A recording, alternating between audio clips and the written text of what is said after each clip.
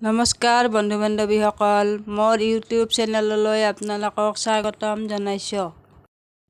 মই ওচৰৰে শ্যাম মন্দিৰলৈ গৈ আছোঁ, ভাবিছোঁ আপোনালোককো দেখুৱাওঁ।